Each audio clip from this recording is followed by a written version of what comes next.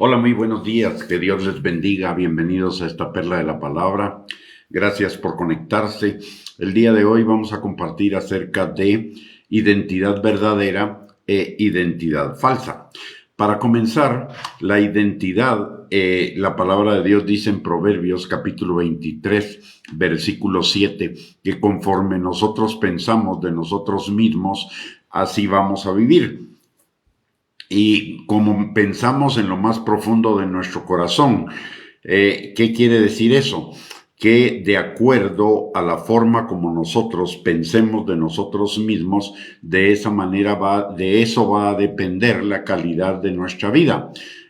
Para tener vidas plenas, abundantes, bendecidas en victoria, que es el propósito de Dios, necesitamos vivir la identidad que Dios nos da. En tanto que si nosotros vivimos una identidad diferente, entonces vamos a ser robados de esa vida abundante, vida bendecida, vida plena, vida en victoria. Recordemos lo que dice Jesús en Juan capítulo 10, versículo 10, que Él vino para que tuviéramos vida y vida en abundancia, mas el enemigo, el diablo, viene para robar, matar y destruir esa vida.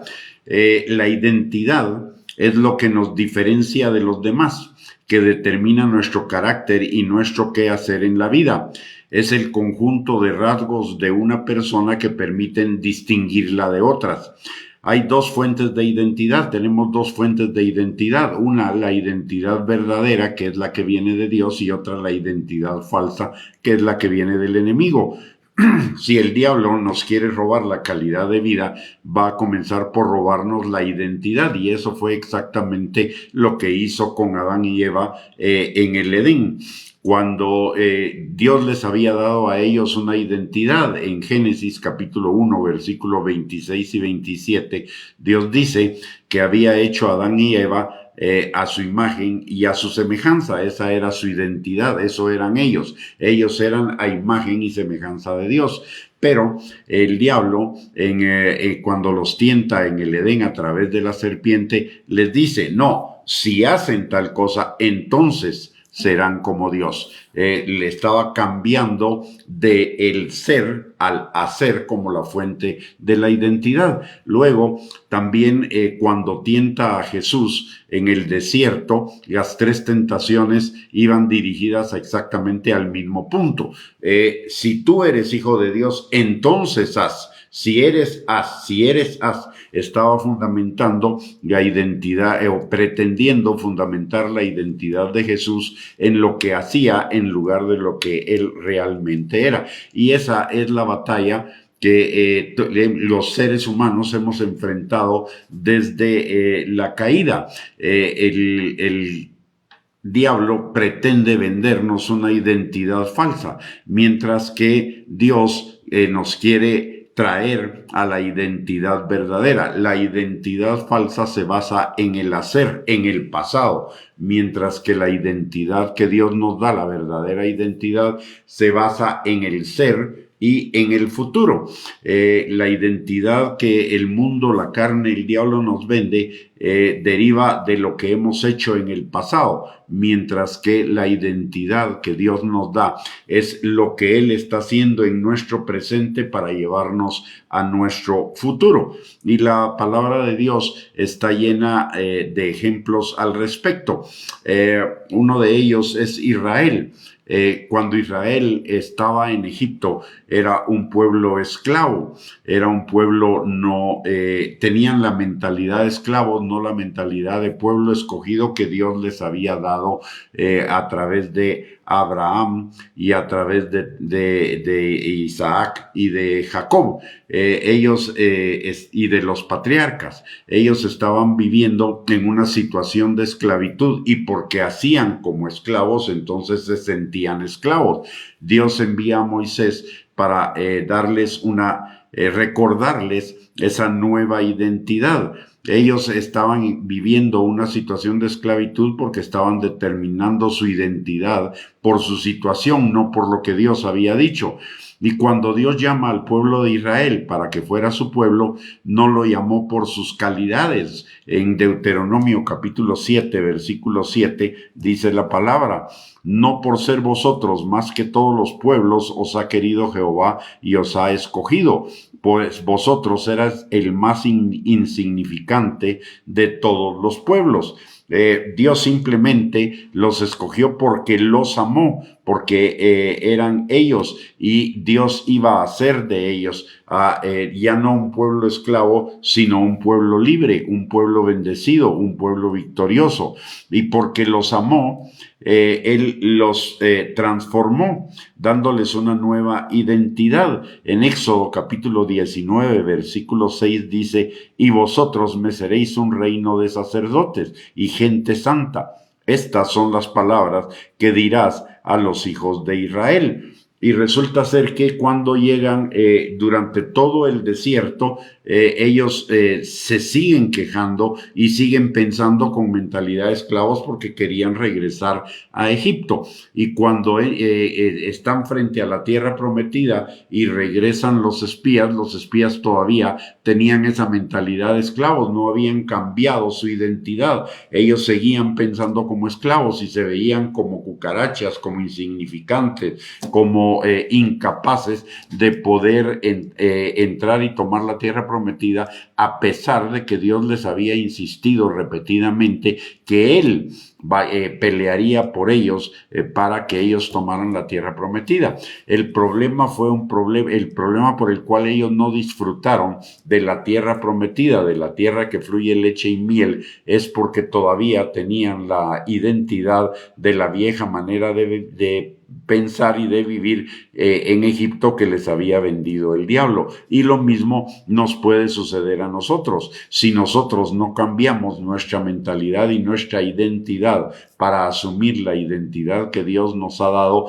no vamos a vivir en esa vida plena, abundante y bendecida que Dios tiene para cada uno de nosotros. Dios no nos llamó por lo que hacíamos, Dios nos llamó por lo que Él nos diseñó a hacer. Cuando Dios nos llamó, no lo hizo por nuestras calidades, sino lo hizo por amor. Y Primera de Corintios capítulo 1, versículo 26 al 31 nos lo recuerda. Dice la palabra: pues mirad, hermanos, vuestra vocación, que no sois muchos sabios según la carne, ni muchos poderosos, ni muchos nobles, sino que lo necio del mundo escogió Dios para avergonzar a los sabios, y lo débil del mundo escogió Dios para avergonzar a lo fuerte. Y lo vil del mundo y lo menospreciado escogió Dios, y lo que no es, para deshacer lo que es, a fin de que nadie se jacte en su presencia. Mas por Él estáis vosotros en Cristo, el cual os ha sido hecho por Dios sabiduría, justificación, santificación y redención, para que, como está escrito, el que se gloría, gloríese en el Señor. Y en Primera de Corintios, capítulo 12, versículo 22 al 23, encontramos el mismo concepto. Dice la palabra: antes bien, los miembros del cuerpo que parecen más débiles son los más necesarios, y a aquellos del cuerpo que nos parecen menos dignos, a estos vestimos más dignamente, y los que en nosotros son menos decorosos se tratan con más decoro. Y finalmente recordemos a Pablo. Pablo dice que todo lo que él había logrado antes de conocer a Cristo lo tenía por basura, y había logrado hacer muchas cosas. Era ciudadano romano, además de judío, fariseo de fariseos, había estudiado con el más importante de todos los fariseos, además era miembro del Sanedrín, había hecho muchas cosas, pero Pablo dice: todo lo tengo por basura, por el amor a Dios, por estar en el Señor. Y también en 1 Corintios capítulo 15, versículo 10, Pablo dice: yo he trabajado más que todos, pero no yo, sino la gracia de Dios conmigo. Por la gracia de Dios soy lo que soy. Así que Usted y yo no somos, ahí tenemos suficientes ejemplos de que usted y yo no somos lo que hacemos, somos lo que Dios nos ha llamado a ser. Hay una diferencia entre el hacer y el ser. Nuestro hacer va a ser imperfecto en alguna medida todo el tiempo. ¿Por qué? Porque estamos siendo perfeccionados cada día a la imagen de Cristo, y ese perfeccionamiento terminará hasta que usted y yo lleguemos delante del Señor. Pero eso no implica que nuestra identidad no sea la que Dios nos da. ¿Y cuál es la identidad fundamental que Dios nos da? En el mundo somos criaturas de Dios, pero en el Señor, cuando estamos en Cristo, somos hijos de Dios. La palabra dice en 2 Corintios capítulo 5, versículo 17, que si usted y yo estamos en Cristo, somos nuevas criaturas. Todas las cosas viejas pasaron y todas fueron hechas nuevas. Eso significa que la vieja identidad ya pasó. Ahora tenemos una nueva identidad, y la nueva identidad que tenemos en Cristo, para comenzar, es que somos sus hijos, somos adoptados hijos de Él, y como hijos de Él somos herederos de Él y coherederos con Cristo Jesús. Coherederos de la vida de Dios en nosotros. La palabra dice en segunda de Pedro capítulo 1 versículos 3 y 4 que todas las cosas que pertenecen a la vida y a la piedad nos han sido dadas por su divino poder, para que por ellas lleguemos a ser participantes de la naturaleza divina. Eso significa que en mí está la naturaleza divina, y la naturaleza divina implica que primero tengo una nueva inclinación. Ya no estoy inclinado al pecado ni a la muerte, sino estoy inclinado a la obediencia, a la santidad y a la vida. En segundo lugar, que ya no estoy condenado eternamente al infierno, estoy destinado para vivir la vida eterna con Cristo.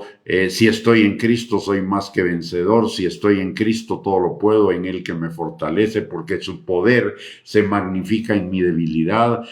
Tengo la mente de Cristo, porque pienso conforme a la palabra de Dios y conforme a la dirección del Espíritu Santo, etc. Necesitamos cambiar nuestra mentalidad. Hoy, en el cuerpo de Cristo, se menciona muchas veces que la iglesia es la asamblea de los pecadores perdonados, y eso no es cierto, porque usted y yo ya no somos pecadores. La palabra de Dios dice que usted y yo fuimos hechos justos y santos delante del Señor, y Él nos ha destinado para crecer en esa santidad y en esa justicia cada día. Así que la palabra también dice en Efesios capítulo 4, versículos 22 al 24, que nos despojemos de la vieja manera de pensar que está viciada conforme a los deseos engañosos de la carne. Y eso implica a la vieja identidad fundamentada en lo que hacíamos, y nos vistamos del hombre nuevo que está creado según Dios en la justicia y santidad de la verdad. Es decir, asumamos la nueva identidad que nos enseña la palabra de Dios. Y eso comienza no solamente por decir que somos hijos de Dios, sino por vivir como hijos de Dios. No es lo mismo decir que yo soy hijo a vivir como hijo. Y no es lo mismo decir que que Dios es mi Padre, y vivir como que Él es mi Padre. Necesitamos hacer ese cambio en nuestro corazón para comenzar a vivir como hijos, no como el hijo pródigo que cuando regresó diciéndole al padre: ya no soy digno de ser llamado tu hijo, hazme como uno de tus jornaleros. Y el Señor no le hace caso y lo trata y lo restaura como hijo. Y eso es lo que el Señor quiere hacer con cada uno de nosotros. Dejar nuestra mentalidad de jornaleros, de siervos, de empleados, que se fundamenta en lo que hacemos, para tomar la identidad de hijos que se fundamenta en lo que somos delante del Señor, y como hijos vivir como hijos, como dice la palabra también en primera de Pedro capítulo 1 versículos 14 al 16. Como hijos obedientes sean santos, porque yo soy santo. Muy bien, con esto terminamos esta perla de la palabra. Muchísimas gracias por conectarse, que tengan un día lleno de bendiciones, que esta palabra quede sembrada en sus corazones y en nuestros corazones y produzca fruto, y fruto en abundancia para la gloria del nombre del Señor y para nuestra bendición. Y si Dios lo permite, a mediodía estaremos compartiendo otra perla de la palabra para seguir edificándonos en nuestra santísima fe. Bendiciones, un abrazo, que tengan un lindo día. Gracias por conectarse.